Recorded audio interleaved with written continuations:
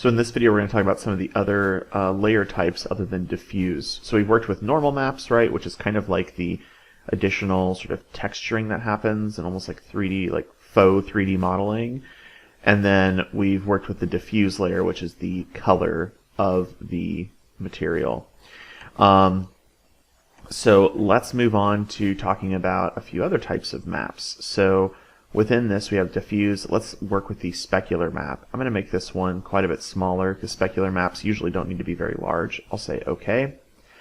And the specular map is basically how the light is reflected off of a surface. Let's paint some white on here first. And see what just happened to that one area I just painted white? With the light as it reflects, it becomes really bright there.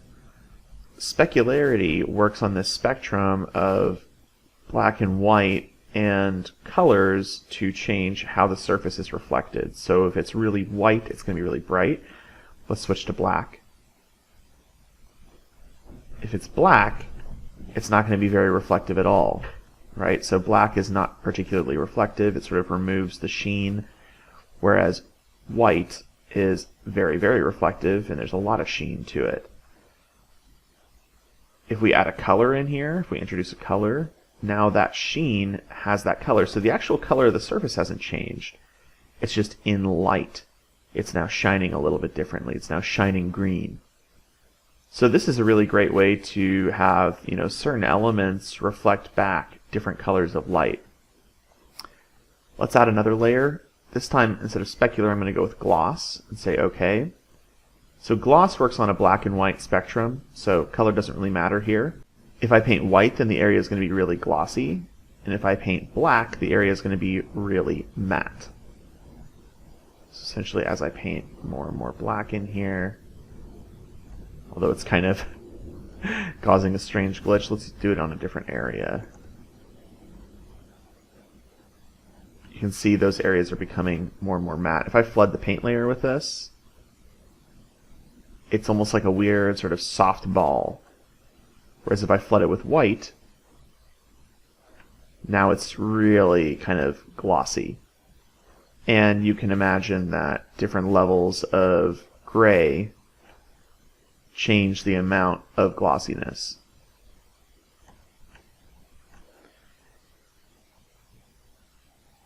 We have incandescence, which we're not going to work with. Opacity, we're not going to work with. Let's talk about bump maps.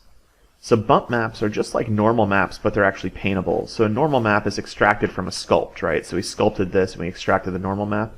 A bump map is painted directly. Uses a black and white scale. Let's be on the black side of the spectrum. Let's pick a stamp. We'll do something like, or that's a stencil, sorry. Let's turn off the stencil.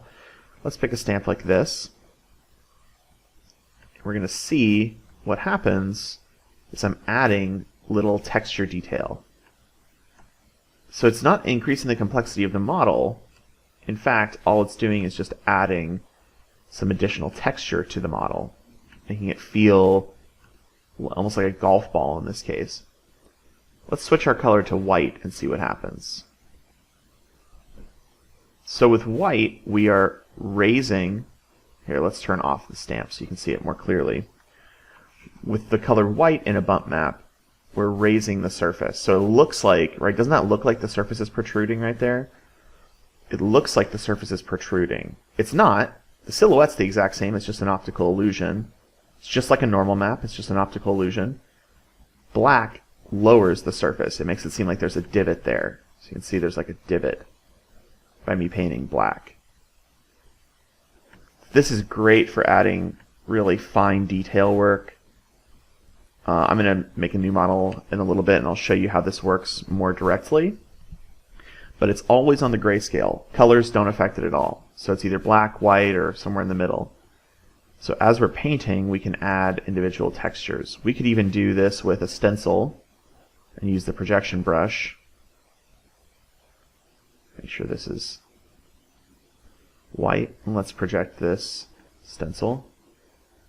And you can see what's happened here is it's actually added that texture to my model. Now what's going on here with the, there's some weirdness, right, with the quality. we could probably get a better result if we zoomed in a little bit and painted a little closer to the surface with a stencil.